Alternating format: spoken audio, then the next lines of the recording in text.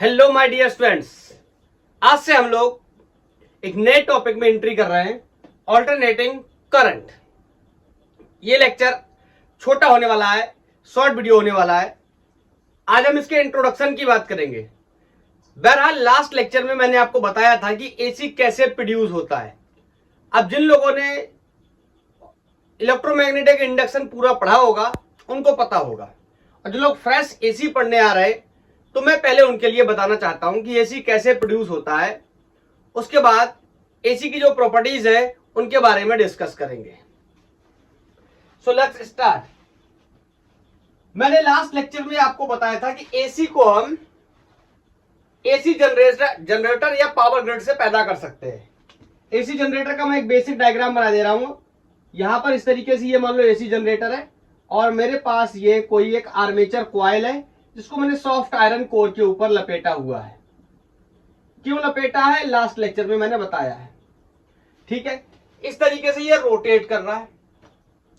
अब ये जो मैंने परमानेंट मैग्नेट्स लगाए हैं, इनकी वजह से मैग्नेटिक फील्ड है, और मैग्नेटिक फील्ड अगर इस क्लोज लूप से पास करेगा तो मैग्नेटिक फ्लक्स चेंज होगा, और अगर किसी क्लोज लूप से मैग्नेटिक फ्लक्स चेंज होता है तो माइकल फैराडे के हिसाब से उसमें एक इंड्यूस्ड ईएमएफ पैदा होता है, और उस इंड्यूस्ड ईएमएफ से कोई इंड्यूस्ड करंट पैदा होती है जिसकी डायरेक्शन लेंज लॉ डिसाइड करता है।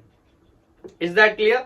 चलो, तो अगर मैं लिखना चाहूं कितना फ्लक्स हो सकता है तो flux will be phi is equal to B A cos theta. ये बेसिक एक्सप्रेशन है। अब मैं इसमें पहले ये सेलेक्ट कर लेता हूं कौन कौन कांस्टेंट है और कौन कौन वेरिएबल है। आप मेरे को एक जवाब दो। यहां पर मैग्नेटिक फील्ड कांस्टेंट है। क्यों? जो भी मैग्नेट मैंने एक बार लगाया वो लगा हुआ है। उसके बाद इसका एरिया इस कॉइल का, ये भी कांस्टेंट है। एक बार जिस फ्रेम के ऊपर मैंने वायर की टर्निंग कर ली तो उसका एरिया फिर क्या रहना है, उस आर्मेचर कॉइल का फिक्स रहना है।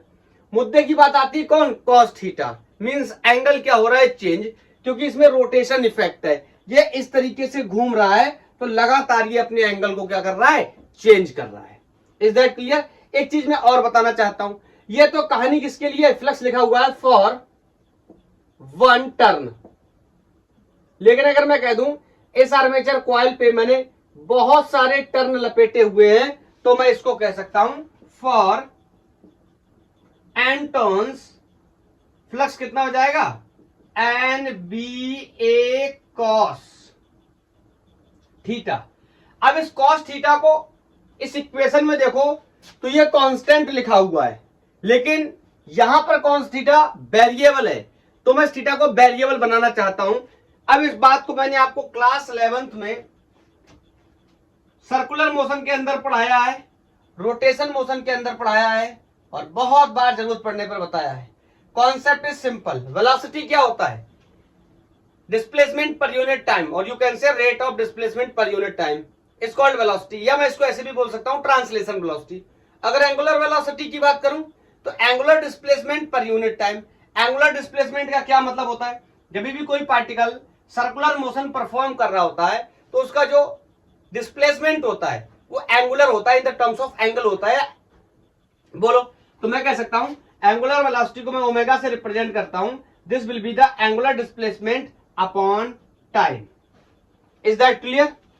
And this is the angular velocity omega which is constant. Okay, तो यहां से मैं कह सकता हूं theta can be replace by omega times of T. अब ध्यान से देखोगे तो ये थीटा कैसा है, वेरिएबल है, because this is the function of time.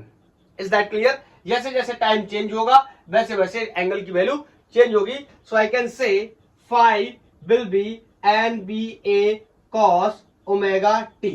इतना फ्लक्स पैदा होता है इस क्लोज लूप से, इस आर्मेचर कॉइल से, जब ये रोटेट करता है दो मैग्नेटिक पोल्स के बीच में। Is that clear? अब माइकल फैराडे की अगर बात सुने तो माइकल फैराडे कहते हैं जब फ्लक्स चेंज होगा, एंड ऑफ कोर्स चेंज तो हो ही रहा है क्योंकि लगातार ये क्या कर रहा है, रोटेट कर रहा है, तो चेंज इन फ्लक्स इतना है, तो इसकी वजह से एक इंड्यूस्ड ईएमएफ पैदा होगा। उस इंड्यूस ईएमएफ की वैल्यू मैं माइकल फैराडे के नियम से लिख देता हूं। अकॉर्डिंग टू फैराडे, बोलो क्या होता है, induced EMF is equal to minus D phi upon D T. Flux कौन सा, मैग्नेटिक, इलेक्ट्रिक फ्लक्स से नहीं, मैग्नेटिक फ्लक्स से। ओके, इलेक्ट्रिक फ्लक्स भी पढ़ चुके हैं, इस वजह से मैं बता रहा हूं। अब मैं इस इक्वेशन को क्या करने चला, डिफरेंशिएट करने चला with respect to time. Okay, तो differentiation with respect to time, तो ये हो जाएगा D phi over D T will be equal to D over D T of N B A cos omega T.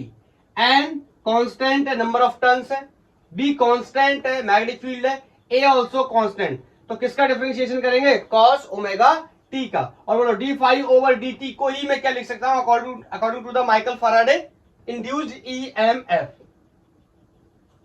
Is that clear.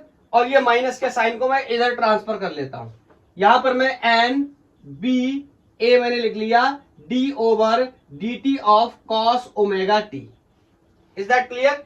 अब आपको मैंने पढ़ाते वक्त बहुत बार बताया होगा, D over D T D theta of cos theta होता है माइनस साइन थीटा।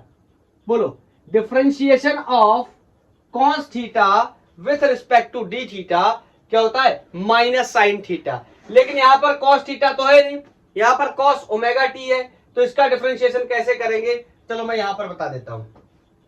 तो मैं लिख सकता हूं D over D T of cos omega T को सबसे पहले जब मैं डिफरेंशिएट करूंगा तो कॉस ओमेगा टी का तो माइनस साइन ओमेगा टी हो जाएगा, so this will be minus sign omega T.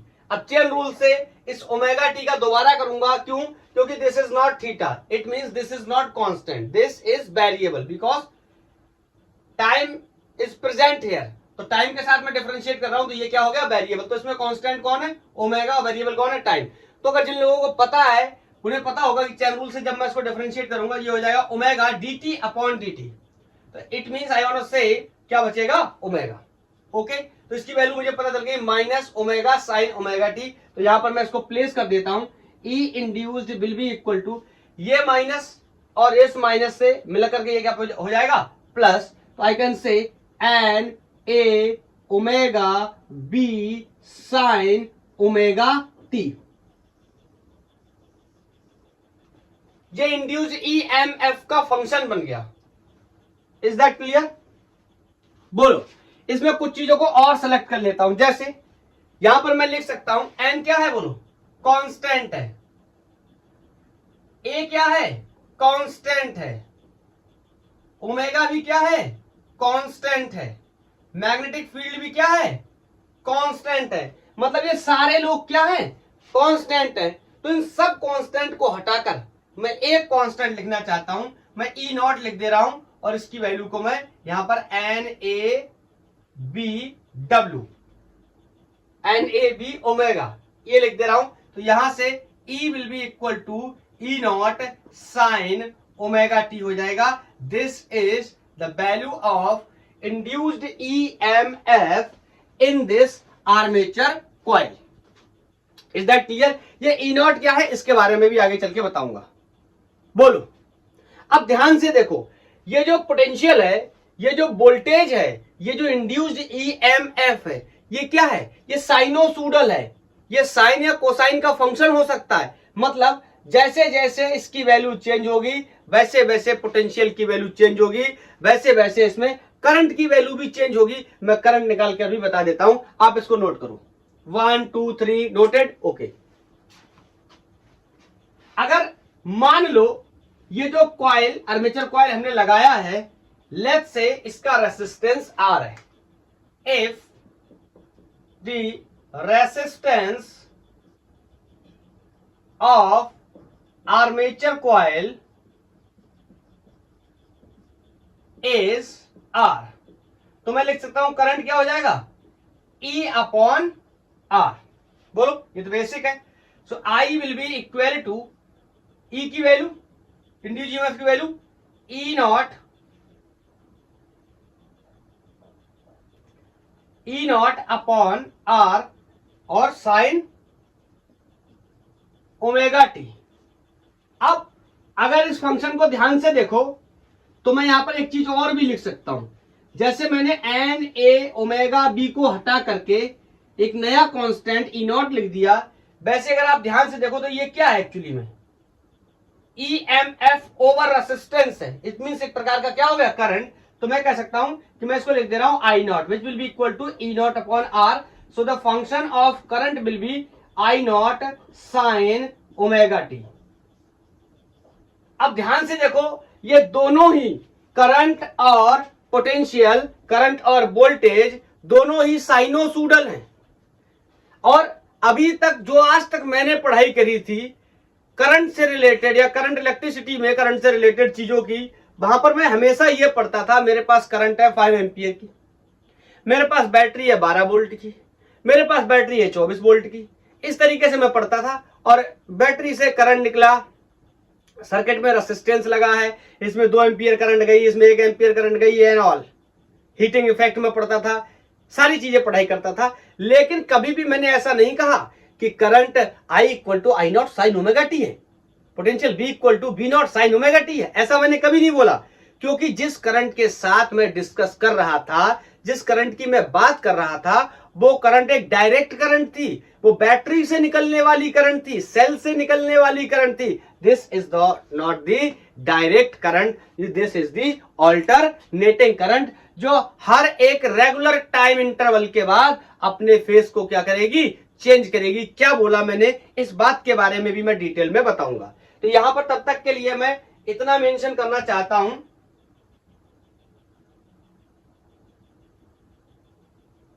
Current and voltage are sinusoidal. It means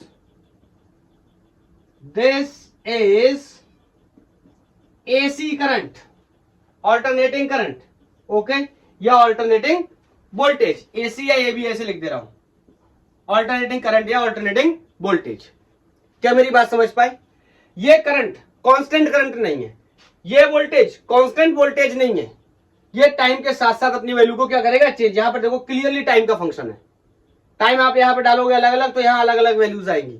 मतलब एक ही करंट की अलग अलग टाइम पर अलग अलग वैल्यू हो सकती है। क्या शक्तिमान ही गंगाधर है? यस, बोलो, समझे? अब इसमें मैं ये जो बेसिक है आपको इसके बारे में भी थोड़ा बता देता हूं। ये आई नॉट और बी नॉट क्या है, देखो इसको चाहे तो आप ऐसे पढ़ लो, लेकिन आज के बाद हम लोग इसको ऐसा पढ़ा करेंगे, B equal to B not sine omega T. Is that clear? तो आई नॉट बी नॉट इन सबसे परेशान मत होना, ई नॉट इससे, ठीक है। मैं यहां पर एक बात बताना चाहता हूं, B not and I not, ध्यान से सुनना, आर कांस्टेंट। ये क्या है? कांस्टेंट। अभी अभी मैंने आपके सामने ड्राइव किया, ये भी वैल्यू क्या है? कांस्टेंट। और ये वैल्यू भी क्या है? कांस्टेंट। ये कांस्टेंट है, बोलो। और एंड मैक्सिमम वैल्यू, या इसी को मैं पीक वैल्यू के नाम से भी जानूंगा, of current and voltage. Current and voltage का मतलब alternating current and alternating voltage. Clear है? तो यहां पर कुछ ऐसा फंक्शन लिखा हुआ करेगा कि current I equal to 5 sine omega T ampere, या potential 5 sine omega T volt. इसके आगे फेज भी होगा, मैं आगे चल के बताऊंगा। यहां ओमेगा टी के बाद प्लस माइनस 5 भी यूज होगा, यहां पर भी क्या है इसके बारे में जब आएगा तब डिस्कस करेंगे, ठीक है। बोलो, इतनी बातें क्लियर है? तो ये साइनोसुडल होने से क्या मतलब है, मैं इस बात के बारे में आपको एक्सप्लेनेशन देना चाहता हूं। ऐसी कोई चीज जो साइनोसुडल है, इसका मतलब वो साइकिल्स के फॉर्म में चलता है। साइकिल्स के फॉर्म में चलने का मतलब, हमने क्लास 11th में, sir no class 11th, discuss only about the class 12th, class 11th जैसी कोई चीज होती ही नहीं है। ये तो मैंने पहले ही डिसाइड कर लिया है। बोलो, वेव और एसएचएम, सिंपल हार्मोनिक मोशन और वेव के अंदर आपने इतना, कम से कम इतना बेसिक तो पढ़ा ही होगा कि वेव का नेचर या जो पार्टिकल एसएचएम कर रहे हैं उनका नेचर। तो यहां पर देखो मैंने ये क्या लिखा है, ये पोटेंशियल वर्सेस टाइम ग्राफ है। बोलो, तो यहां पर इसके इक्वेशन को लिख देता हूं, v इक्वल टू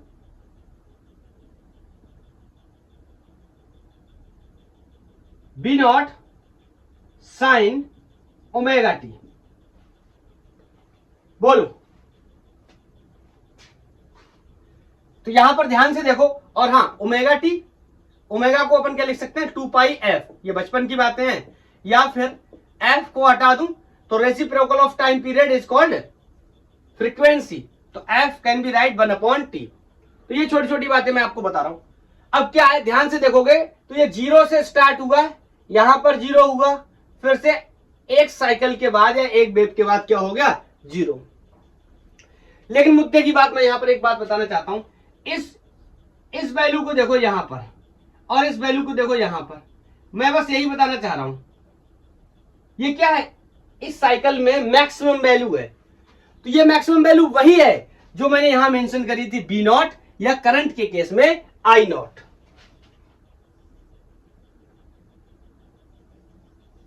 ठीक है, अगर ये करंट वर्सेस टाइम ग्राफ है तो यहां पर मैक्सिमम वैल्यू करंट की कितनी है, आई नॉट, यहां मैक्सिमम वैल्यू करंट की कितनी है, I naught, minus I naught plus I naught, ये मुद्दा नहीं है। हाँ, ये करंट प्लस भी होगी, माइनस भी होगी, सब तरीके की होगी। बोलो, क्योंकि कैसी है, साइनोसोडल करंट है, हमारी वाली करंट है। हमारी वाली करंट का मतलब बैटरी वाली करंट, ऐसी कभी नहीं होती थी। ज्यादा से ज्यादा क्या होता था, 5 एम्पियर की होती थी, बैटरी डाउन हो जाती थी तो 0 होती थी, लेकिन ऐसा कभी नहीं था कि माइनस में चली जाए। ये मैक्सिमम कहानी थी उस करंट की। नहीं तो ज्यादातर क्या रखते थे, हमने जो भी पढ़ाई करी थी through out the current electricity, हमारी बैटरी कांस्टेंट रहती थी, 5 वोल्ट की एक बार लगा दी तो जब तक सवाल सॉल्व नहीं हो जाएगा तब तक 5 वोल्ट की रहती थी। हाँ, अपनी मर्जी से हम हटा के कुछ और लगा दे तो वो अलग बात है। Is that clear? बोलो, तो ध्यान से देखो, हर एक हाफ साइकिल के बाद, हर एक हाफ साइकिल के बाद ये करंट अपना नेचर चेंज कर रहा है। यहां पर देखो, यहां पॉजिटिव पोटेंशियल या पॉजिटिव वोल्टेज, यहां नेगेटिव वोल्टेज, यहां पॉजिटिव करंट, यहां negative current. Is that clear? और करंट 0 भी हो रही, यहां पर, यहां से तो मान लो स्टार्ट हुई थी, इसकी स्टार्टिंग के बारे में तो नहीं बता सकते, यहां पे मान लो 0 हो गई और फिर फर्दर यहां पर 0 हो गई। तो मतलब ये करंट ऐसी है, स्टार्ट हुई मान लो कहीं से, 0 से स्टार्ट हुई मान लेते हैं, पता तो नहीं है 0 कहां से स्टार्ट हुई होगी, तो ये ऐसी गई होगी मैक्सिमम, फिर आई होगी, पहले गई होगी बढ़ते बढ़ते बढ़ते बढ़ते बढ़ते मैक्सिमम, फिर घटते घटते घटते घटते घटते 0, फिर घटते घटते घटते घटते और नेगेटिव, फिर नेगेटिव से बढ़ते बढ़ते बढ़ते बढ़ते बढ़ते 0, फिर बढ़ते बढ़ते बढ़ते बढ़ते maximum. This is the story of this current, simply. That's why this is a cyclic current and alternating current. Is that clear? बोलो, मजा आ रहा है? चलो, अब इसके बारे में कुछ बातें मैं और बताता हूं। इंट्रोडक्टरी लेक्चर है गाइस ये, इसमें आज कुछ बहुत ज्यादा मैथमेटिक्स का इस्तेमाल नहीं करूंगा, रियल मैथमेटिक्स का इस्तेमाल इसमें नेक्स्ट लेक्चर में होने वाला है, जब हम लोग एवरेज और इंस्टेंटेनियस करंट के बारे में बात करेंगे। एक बात मैं यहां पर नोट के तौर पे आपको बताना चाहता हूं, बहरहाल मैं इसका कल मैथमेटिकली प्रूफ भी दूंगा आपको। The average current in, average current and voltage दोनों लिख लेता हूं, average current and voltage in a complete cycle always 0। इस बात का मतलब क्लियर हो जाना चाहिए, नहीं हुआ है तो अब हो जाएगा। ध्यान से देखो, मैंने अभी अभी यहां पर एक साइकिल बना दे रहा हूं, चाहे करंट की बना दे रहा हूं, इस तरीके से ये था मेरा करंट। तो ध्यान से देखो, अगर मैं एवरेज लेने जाऊं, एवरेज का मतलब क्या होता है, टोटल बटे टोटल, याद आया? यहां पर इतनी करंट हाफ साइकिल में पॉजिटिव है, बची हुई हाफ साइकिल में करंट नेगेटिव है, तो इसकी ओवरऑल एवरेज करंट कितनी हो गई, 0। ऐसे अगर मैं पोटेंशियल की बात करूं तो half cycle positive, half cycle negative, तो एवरेज करंट कितनी हो गई, 0। ओ सर क्या हो रहा है, एवरेज करंट तो 0 होगी एक साइकिल में, तो मैं घरों में इसका यूज कैसे करूंगा? इसके लिए दूसरे दाव पेच हमें लगाने पड़ेंगे। अच्छा सर, मेरे दिमाग में एक सवाल आ रहा है, मैं इस करंट को मेजर करना चाहता हूं, नापना चाहता हूं, मैं क्या करूं? अगर आपने आपके घरों में पाए जाने, आपके घरों में तो नहीं कह सकता, आजकल तो वो लगा होता है, अगर आप जो करंट इलेक्ट्रिसिटी की हम पढ़ाई कर रहे थे, आपने करंट नापने के लिए एमीटर का इस्तेमाल करना था और वोल्टेज नापने के लिए वोल्टमीटर का इस्तेमाल करना था। बोलो। हाँ, वो अलग बात है कि अगर आपको एग्जैक्ट वैल्यू चाहिए पोटेंशियल की तो उसके लिए हम पोटेंशियोमीटर का भी इस्तेमाल करते थे। लेकिन सुनना, अगर मैं करंट और पोटेंशियल को नापना चाहता हूं, कौन सी करंट? एसी करंट और एसी वोल्टेज, तो मैं अगर अमीटर का इस्तेमाल करूं और मैं वोल्टमीटर का इस्तेमाल करूं तो क्या होगा? अमीटर यहां से यहां तक करंट दिखाएगा, फिर जीरो हो जाएगी, फिर यहां से दिखाएगा ही नहीं निगेटिव करंट और ये जीरो हो जाएगी। इसका मतलब समझ रहे? अमीटर एंड वोल्टमीटर, जब मैं उसमें एसी करंट लगाऊंगा तो उसमें रीडिंग ही नहीं आएगी, क्योंकि वो एक पर्टिकुलर टाइम के बाद नापने की कोशिश करेगा और जैसे ही वो नापेगा तब तक एक साइकिल में करंट जीरो हो जाएगी। फिर क्या कर सकते हैं? बोलो।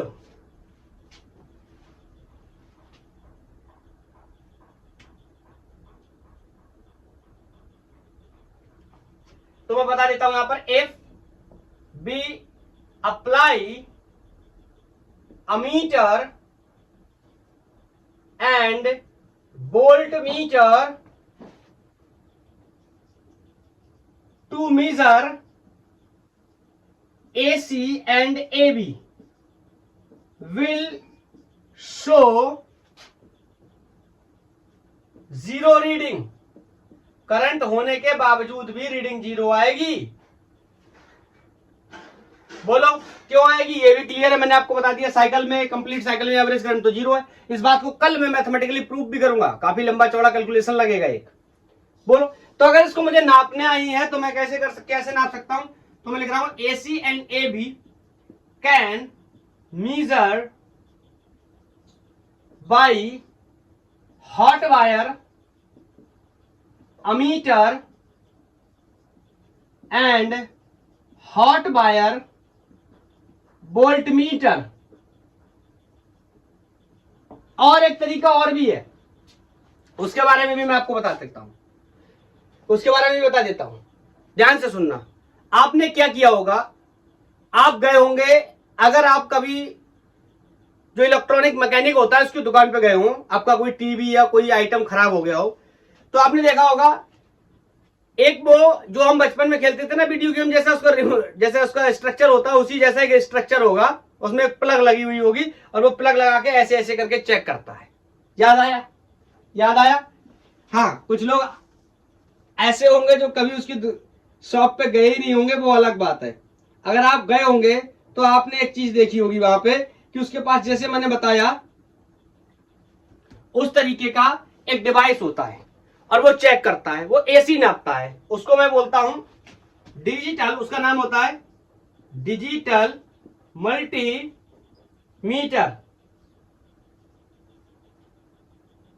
शॉर्ट में से DMM के नाम से भी जानते हैं। इससे भी हम मेजर कर सकते हैं। Is that clear? बोलो।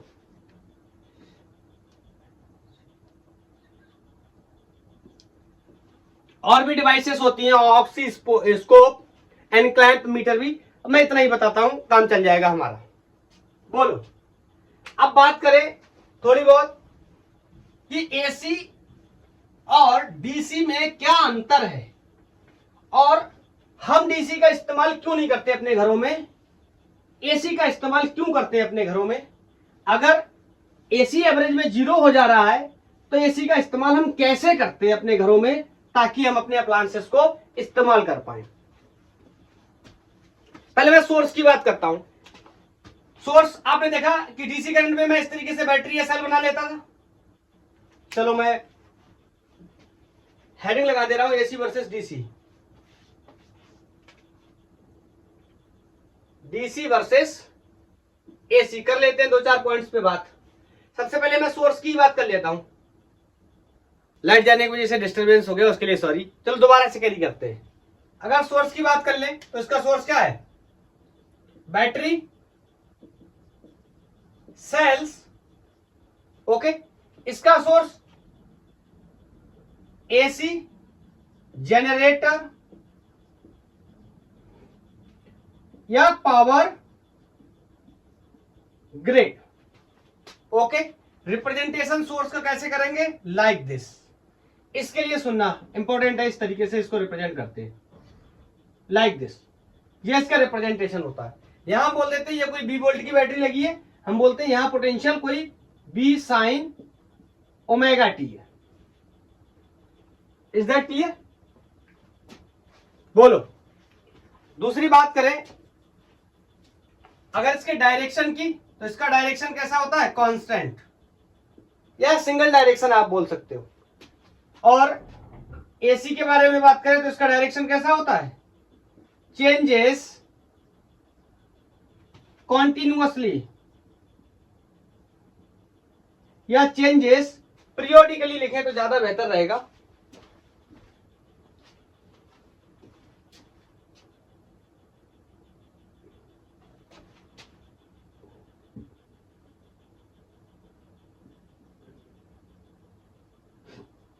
ठीक है, अगर इसकी बात करें, अब मैग्नीट्यूड वाली बात क्या बताऊं, मैग्नीट्यूड तो मैंने अभी भी बता ही दिया। मैग्नीट्यूड इसका क्या होगा, कांस्टेंट, चाहे करंट हो और चाहे वोल्टेज हो, इसका मैग्नीट्यूड कैसा होगा,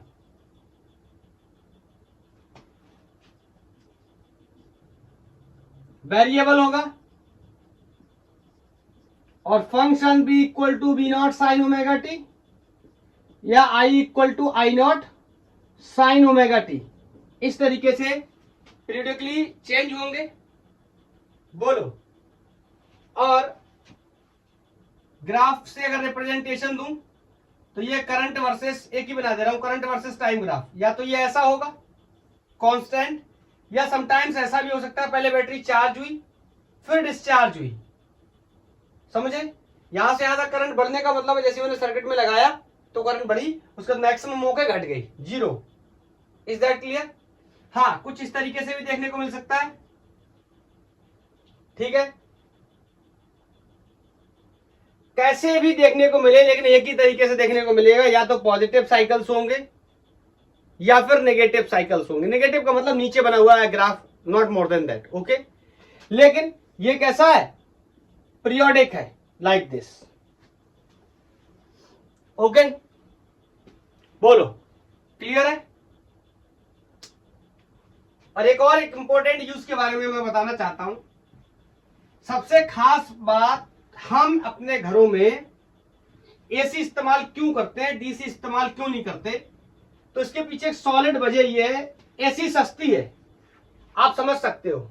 हमारे घरों में जो बिजली का दर है, कॉस्ट है, यूनिट वाइज अलग अलग जगह अलग अलग होता है, ग्रामीण में अलग होता है, शहरों में अलग होता है, लेकिन फिर भी ये बहुत चीप है, बहुत सस्ता है in comparison to DC current.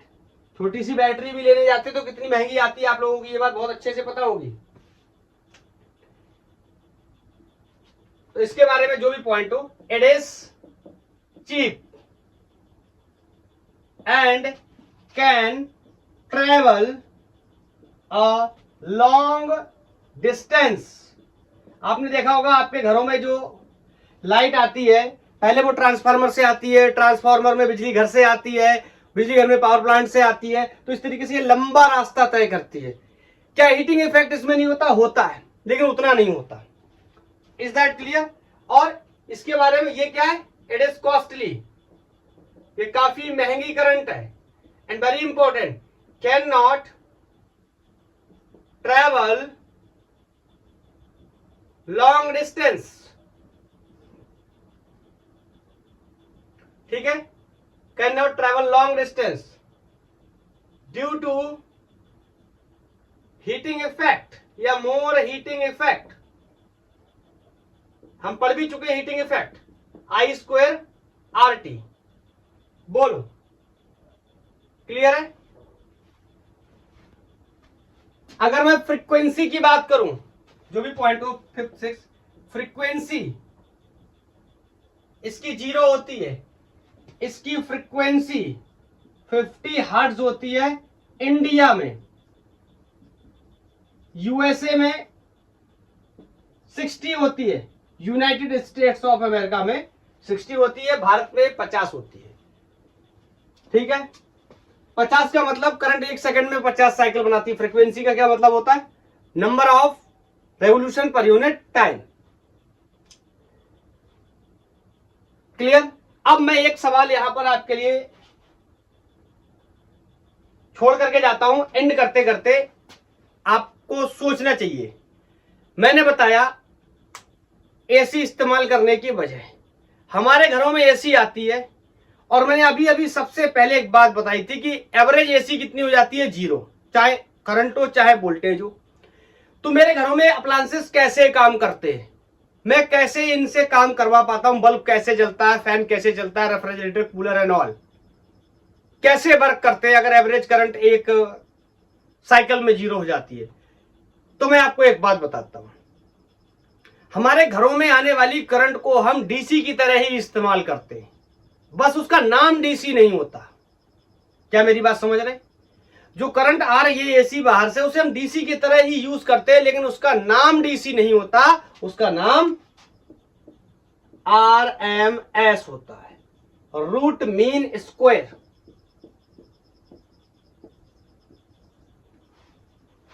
क्या है ये? नेक्स्ट लेक्चर में ज्यादा उभर के आएगा, इसके बारे में नेक्स्ट लेक्चर में ज्यादा डिटेलिंग होगी। लेकिन तब तक मैं आपको इतना बताना चाहता हूं, आपने देखा होगा आपके घरों में एमीटर लगा है, वोल्ट मीटर लगा है, जो भी डिवाइस लगे वो वोल्टेज या करंट का रीडिंग लेते हैं। तो आपने देखा होगा कि आपके घरों में जो सप्लाई आती है करंट की, ऐसे लिखा होगा 220 वोल्ट, सारे अप्लायंसेस पे ऐसा लिखा रहता होगा ना 220 वोल्ट। तो ये 220 वोल्ट क्या है? ये आरएमएस वैल्यू है, आरएमएस वैल्यू ऑफ वोल्टेज। और आरएमएस का मतलब क्या है? एसी या डीसी? डीसी कैसे समझो? करंट मैंने अभी आपको पढ़ाया कि वोल्टेज तो ऐसा होता है, V equal to B not sine omega T, और आपने बता दिया कि मेरे घरों में 220 वोल्ट की पोटेंशियल आती है, 220 वोल्ट का वोल्टेज आता है। ये गणित का नंबर कैसे बता दिया? ये कांस्टेंट नंबर कैसे बता दिया? This is not possible because this is the AC current. तो आपको ऐसे बताना चाहिए था कि मान लो 220 साइन ओमेगा टी, लेकिन आपने ये कैसे बता दिया? इसीलिए मैंने बताया this is the RMS value. ये जो भी करंट है, जो भी वोल्टेज हमारे घरों में आ रहा है, दैट ये उसका क्या है? RMS value. इसका मतलब क्या आरएमएस ही डीसी है? एसी का डीसी आरएमएस ही होता है। Is that clear? इसके बारे में हम नेक्स्ट लेक्चर में डिस्कस करेंगे, आरएमएस वैल्यू कितनी हो सकती है, इन सब चीजों की भी बात करेंगे। बोलो, इज दैट क्लियर? तो ये जो इंट्रोडक्शन की क्लास थी, मैं इसको यहीं पर समाप्त करना चाहता हूं। एक चीज आपको और बता देता हूं, फ्रीक्वेंसी से related omega equal to 2πf, ये हम जानते हैं। और भारत में जो फ्रीक्वेंसी होती है वो 50 हर्ट्ज होती है। तो मैं इसको मल्टीप्लाई कर दूं 50 से, this is going to be 2, ये कितना हो गया? 100, और पाई की वैल्यू 3.14 रेडियन पर सेकेंड। एंगुलर वेलोसिटी तो यहां से देखेंगे 314 रेडियन पर सेकेंड। यह एंगुलर फ्रीक्वेंसी होती है जो हमारे घरों में क्या आती है? करंट आती है। उसकी एंगुलर फ्रीक्वेंसी कितनी होती है? 314 रेडियन पर सेकेंड, 314 रेडियन पर सेकेंड। Is that clear? क्योंकि 50 हर्ट्ज क्या होती है? फ्रीक्वेंसी होती है। तो एंगुलर फ्रीक्वेंसी कितनी होती है? 314। क्या होता है आरएमएस? क्यों होता है एवरेज करंट एक ओवरऑल साइकिल में 0? इसके लिए मिलते हैं नेक्स्ट लेक्चर में, मैथमेटिकली प्रूफ करेंगे, ड्राइव करेंगे। आज के लिए इतना ही। थैंक यू, धन्यवाद। पढ़ाई करते रहिए।